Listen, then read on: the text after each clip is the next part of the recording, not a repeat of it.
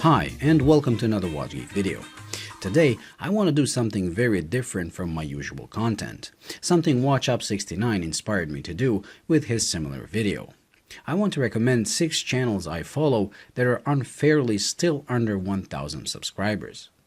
These are some great quality channels that just haven't been as exposed as some other channels, and I fear they might disappear if they don't reach that magical number soon. You see, with YouTube's new policy, channels under 1,000 subs and lower views can no longer get monetized.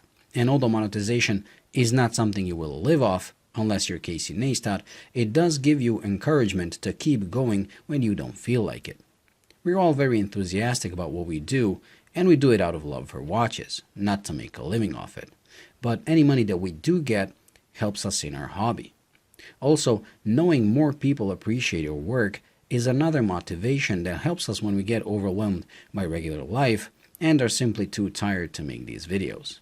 I know I feel like that sometimes, but knowing how many people follow my work, I will get the strength to get up and do it. Some of these channels have been doing this for a while now, and the first 1,000 subs are the hardest to get to.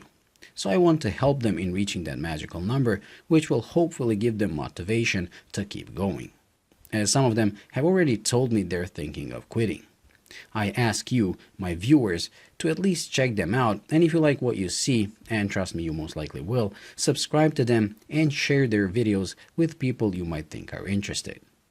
Here's the list in a random order, so don't think I like a certain channel more because it comes sooner on the list. Number 1. Vintage Digital Watches. If you like digital watches and follow my channel because of Casio's, you will love this channel. If you think my content is geeky, wait until you see this. From basic reviews and advices to repair tutorials, this guy fixes things I would never dream touching. I was especially impressed with an easy method of fixing leaks on LCD screens.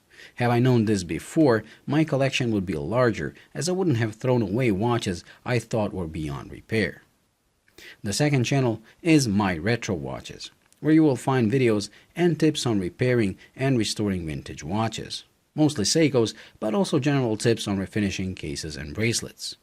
Michael, the man behind this channel, also runs a Facebook group called Retro and Vintage Watches and Restorations, where you can find thousands of members exchanging useful information about restoring vintage timepieces. If you need parts and help in restoring a timepiece, I would recommend that group as the first place to look. The third channel is similar to this, and it's Vintage Time Australia, where you will find repair videos of some of the most iconic vintage Seikos, from old tunas to king Seikos and legendary chronographs. They're Seiko Fanboys' wet dream to watch, and I find them to be almost the same as Spencer Klein's channel, only lacking the same number of subscribers. This channel was one of the reasons I got my King Seiko 4502. Sticking with interesting watches, check out the channel with the same name.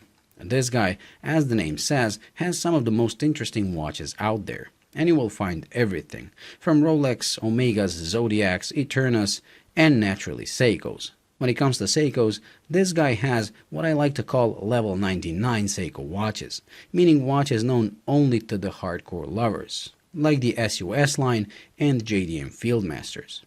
His videos are sometimes the only place where you get to see some of these models. And speaking of rare Seikos, the next channel is Watchwise, run by the manager of the Seiko flagship store in London, and as such, he has access to some of the sickest watches Seiko offers, including Creator H, Grand Sonnerie, and a sea of Grand Seikos. This channel is pure Watchboard when it comes to highest tier Seikos, and the host Rob is very natural and brings a relaxed tone to something that you would expect to have a very serious tone. I like his style of presentation better, and still don't understand why this channel doesn't have more subscribers. Last but not least, we come to NMWatch, a channel I discovered thanks to WatchUp69.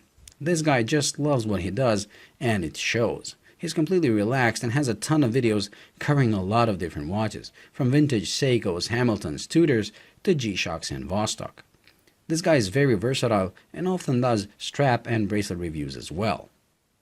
Well, this completes the list that would have been longer as there are so many channels I think are great, but I wanted to limit myself to mentioning only ones under 1,000 subscribers, as they don't get the credit they deserve, and as I mentioned, I'm afraid they might stop doing what they're doing because of that. I urge you to at least check each one of these channels out, and if you like what you see, subscribe and help them get over that first milestone. You will find links to all of them in the description. Well, this completes this week's video, so thank you for watching. I hope you enjoyed and found it helpful. If you did, please like and subscribe, and until the next video, bye.